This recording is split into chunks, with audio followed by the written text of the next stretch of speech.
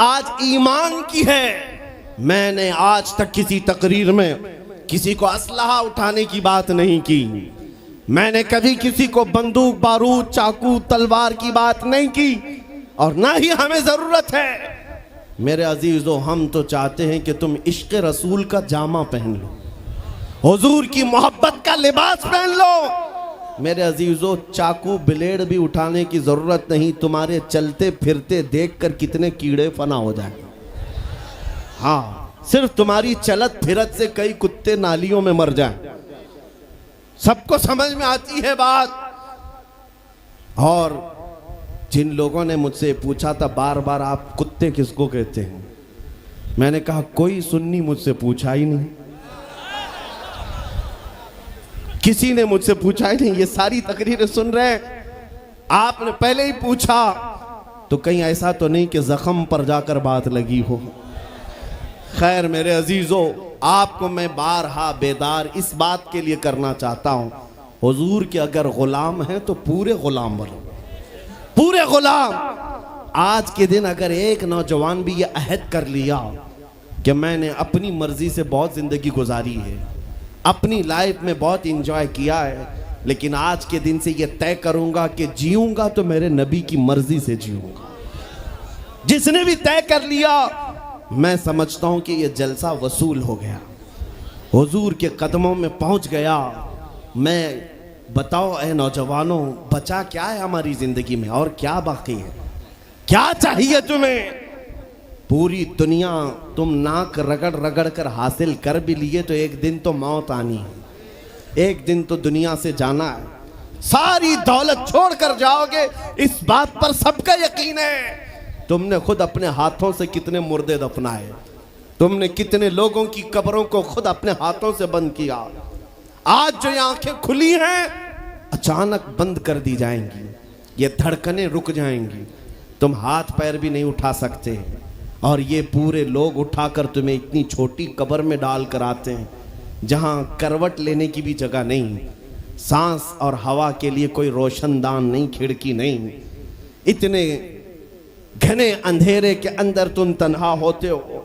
उस कब्र के मुतालिक सोचो, वहां मुनकर नकीर जिसके बारे में पूछ रहे होंगे वो ताजदार मदीना की जात होगी।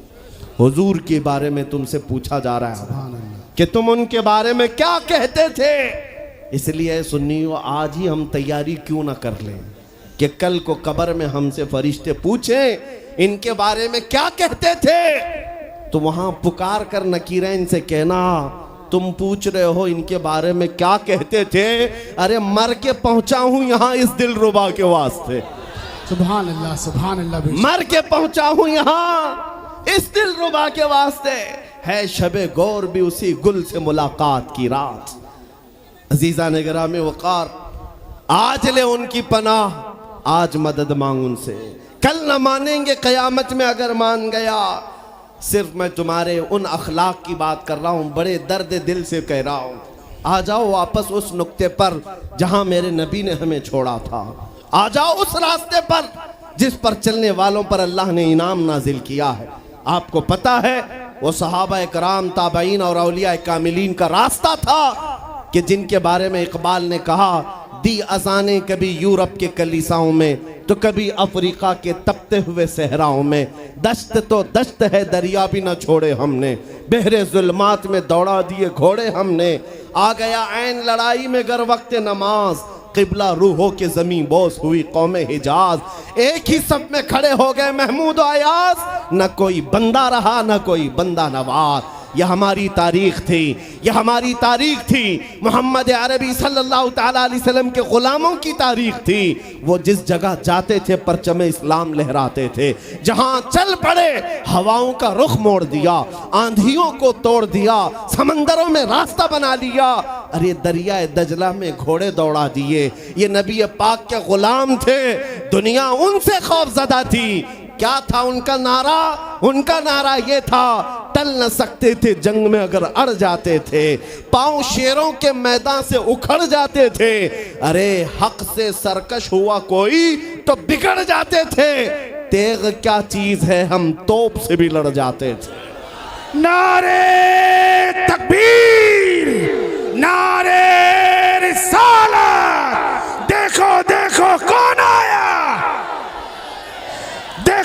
देखो कौन आया। तवज्जो की बात है, हम उस कौम के वारिसीन में से हैं दुनिया जिनकी तारीख जानती है। आपको पता है अंग्रेज तारीख दान है, अंग्रेज है, उसका कोई ताल्लुक मेरे दीन से नहीं, लेकिन तारीख लिखने में उसने ये बात लिखी कि मैंने ऐसा जर्नेल देखा ही नहीं जैसा सलाहुद्दीन था, इसलिए कि उसके जज्बे जैसा मैंने एक भी जर्नल देखा नहीं। एक बार का वाकया लिखा है कि 12,000 की फौज थी सलाहुद्दीन के साथ, 12,000 की फौज थी सलाहुद्दीन अय्यूबी के साथ, और जिस वक्त वो मैदान में उतरा मुकाबिल में सलीबियों की तादाद 4 लाख की थी, 4 लाख की थी। 4 लाख की तादाद देखकर ना वो घबराया ना भागा, पलटकर अपने फौज से पूछा क्या मशवरा है तुम्हारा, मुकाबिल में उतरे या नहीं उतरे। सलाहुद्दीन के लश्करी और उसके नौजवान सिपाही आम लोग नहीं थे, जज्बा जवान था। अर्ज किया है सलाहुद्दीन हमारे सिपह सालार, रसूलुल्लाह के सहाबा तादाद देखकर उतरते थे तो हम भी तादाद देख के उतरेंगे, अगर नबी के सहाबा तादाद नहीं देखते थे तो हम भी इस तादाद का कोई परवाह नहीं करेंगे। सलाहुद्दीन उनकी बातों को लेकर उतर तो पड़ा। तारीख लिखने वाला अंग्रेज आदमी है, कहता है मुकाबला कर लेना और बात होती है, लेकिन 4 लाख को तितर बितर करके रख देना तारीख की अलग बात होती है। सलाहुद्दीन के इस कारनामे के बाद वो अंग्रेज तारीखदान कहता है हमारे इलाकों में हाल ये हो गया था, हमारे यहाँ की माएँ अपने बच्चों को थपकियां देकर सुलाती थी और ये कहती थी कि बेटा सो जा नहीं तो सलाहुद्दीन आ जाए। सुभान अल्लाह, सुभान अल्लाह। ये मैं इसलिए बातें अर्ज कर रहा हूँ कि सलाहुद्दीन अय्यूबी की ताकत वो उनकी अपनी बॉडी की ताकत नहीं थी, वो ना ही किसी जगह से वर्जिश करके हासिल की हुई ताकत थी। सलाहुद्दीन की ताकत इश्क़ मुस्तफ़ा की वजह से थी, वो मोहब्बत रसूल का पैकर था।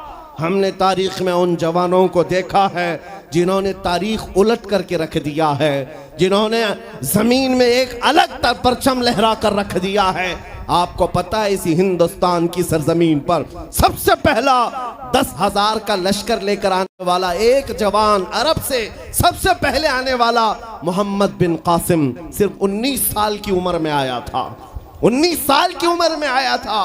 किस लिए आया था? माल लूटने नहीं आया था, यहाँ जगह कब्जा करने नहीं आया था। जैसे आज तारीख तोड़ मरोड़ करके बताई जा रही है, जितने बादशाह आए सब आक्रमण किए, सारे लोग यहाँ लूटपाट करने आए थे, ये तारीख तोड़ मरोड़ कर बयान की जाती है। मेरे अजीजों इस पर फिर कभी गुफ्तगू करेंगे, लेकिन मोहम्मद बिन कासिम क्यों आया था? इलाहाबाद के एक पंडित है, उन्होंने खुद लिखा है, मैं अपनी बात नहीं पंडित जी की बात कह रहा हूँ। उस वक्त हालात ऐसे हो गए थे कि चंद औरतें, मुसलमान औरतें जो श्रीलंका की सरजमीन से हज के लिए जा रही थी, उस वक्त राजा दाबिर सिंह उसके कुछ गुंडों ने इन औरतों को पकड़ लिया, उनकी इज्जत लूटी, उनका माल लूटा, उनको कैदी बनाया। उन औरतों ने उस वक्त पुकार कर कहा था कि कोई है जो हमारी इज्जत बचाएगा।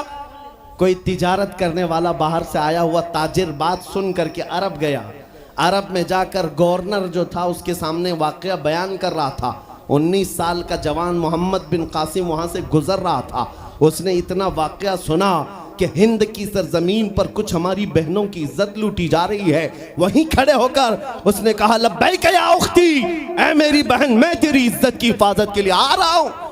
वहाँ से पुकारा अपने चचा जो गवर्नर था उस वक्त, उससे 10,000 का लश्कर लेकर के सबसे पहले यहाँ आने वाला मोहम्मद बिन कासिम किस लिए आया था? माल लूटने के लिए नहीं, औरतों की इज्जत बचाने के लिए आया था। हिंदुस्तान की सरजमीन पर कदम रखा और उसके बाद सामने मुकाबिल में फौरन जंग के लिए नहीं आया।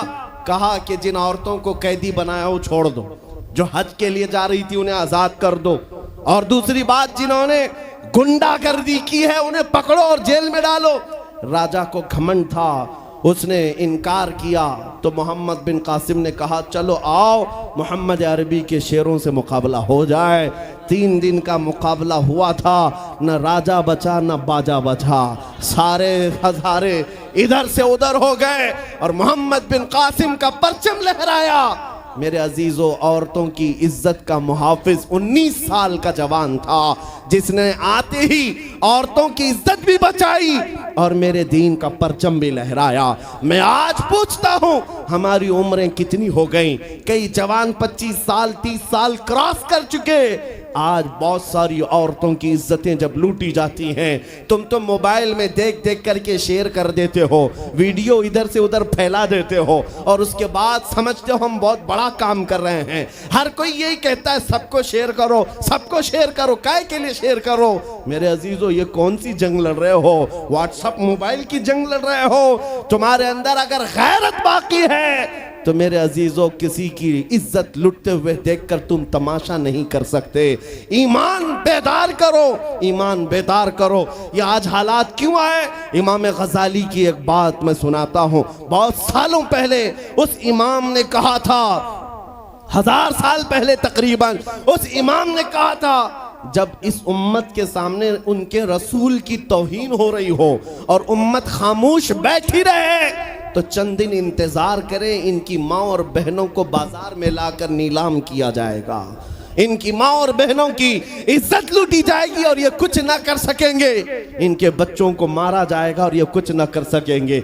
मैं आज महसूस कर रहा हूँ हुजूर की गुस्ताखी पर और तौहीन पर खामोश रहने का नतीजा ये है कि अब हमारे घर भी सलामत नहीं रहेंगे।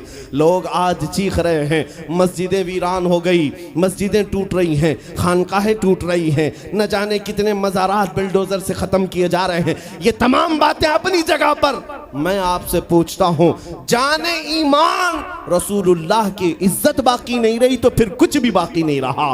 वो जो न हो तो कुछ न हो, वो जो न थे तो कुछ न था। जान है वो जहान की और जान है तो जहान है। आपसे मैं यही कहना चाहता हूं, सीरियस हो जाओ, हसास हो जाओ। हंसी मजाक गलछड़े ये लतीफे लोगों के दरमियान अय्याशियां खत्म कर डालो। आज हर एक के घर से धुआं उठ रहा है और लोग अभी खुशियां और तमाशा देखने में मसरूफ हैं। आज पूरी दुनिया में जो तमाशा है आप नहीं अंदाजा कर सकते। फिलिस्तीन के बच्चों के साथ खून की होली खेली जाती है। हमने इराक में देखा है चंद साल पहले जहां मैदान में खेला करते थे लोग, आज वो मैदान कब्रों से भर चुका है, कब्रों से भर चुका है। इतनी मौतें होती हैं कि जनाजा उठाने के लिए लोग नहीं होते, जनाजा उठाने के लिए लोग नहीं होते। ये तमाम हालात क्यों पैदा हुए? मुल्क के शाम के हालात इतने सख्त तरीन हो गए हैं कि तकरीबन 50 लाख के करीब बेघर हो चुके लोग, जिनका घर नहीं, सब टूट चुका। ये हालात देखकर मैं आपसे कहता हूं, बेदार हो जाओ और अमल की तरफ आ जाओ।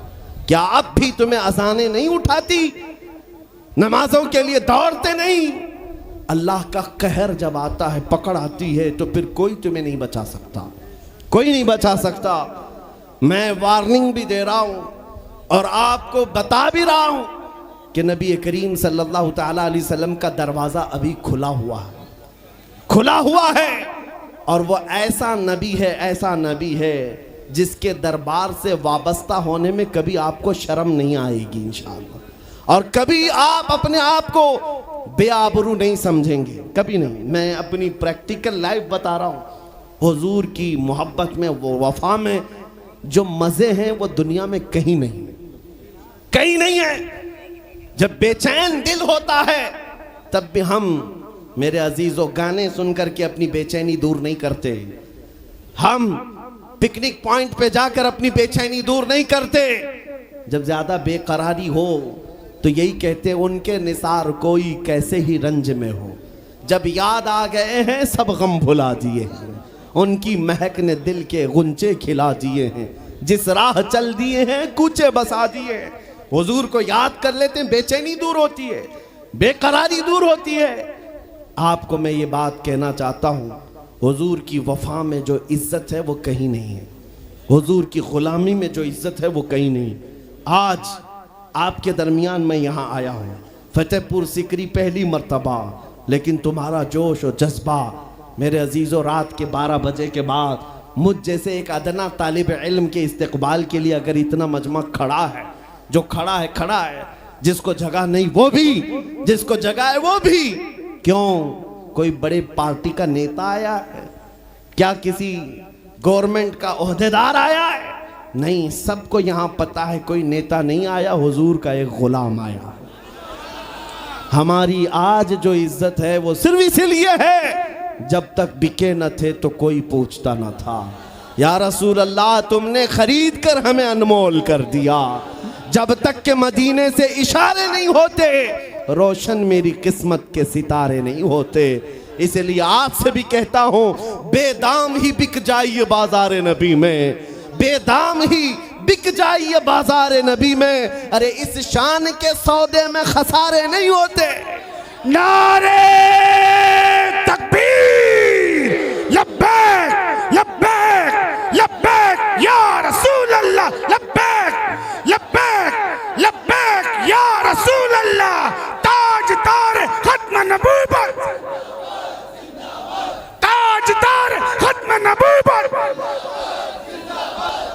मैं अपनी गुफ्तगू को समेटते हुए बात अर्ज करता हूँ, तुम्हारे यकीन को बढ़ाने के लिए कहता हूँ, आज भी तुम्हें पता होना चाहिए, हमारे दर्द को कोई समझने वाला है तो आमिना का लाल है, वो मकीने गुंबद खजरा है, जो बेकसों का कस, जो बेसहारों का सहारा।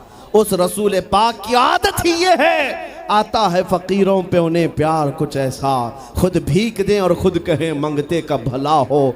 आपको मैं ये बात बार बार इसलिए कह रहा हूँ कि तुम ये मांगना छोड़ दो, लोगों के यहाँ हाथ फैलाना छोड़ दो, इनकी उनकी नौकरी चाकरी करना छोड़ दो। मेरे मुर्शिद ताजु शरिया फरमाया करते, बुल हवस सुन सीमो जर की बंदगी अच्छी नहीं, बुल हवस सुन सीमो जर की बंदगी अच्छी नहीं, उनके दर की भीख अच्छी, सरवरी अच्छी नहीं।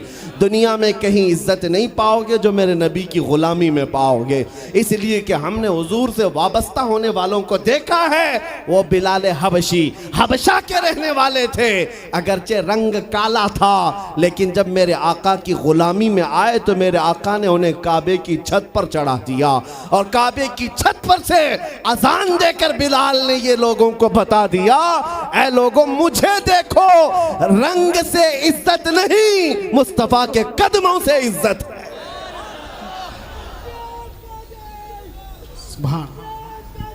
अजीजा ने ग्राम वक़ार, तवज्जो चाहता हूं, हुजूर की गुलामी में जो इज्जत है वो हमने देखी है। जो लोग सहाबाए कराम,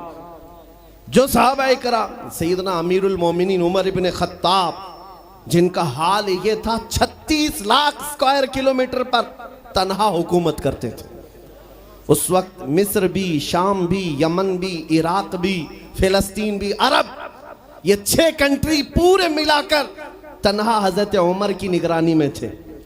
और ऐसी निगरानी नहीं कि यहाँ बैठ करके बड़ी बड़ी मीटिंगें कर रहे हों और गरीब खस्ता हाल सो रहे हों। उस खलीफा इस्लाम का हाल ये था, वो मदीने में बैठकर खिलाफत कर रहा था, और बड़ी दूर एक औरत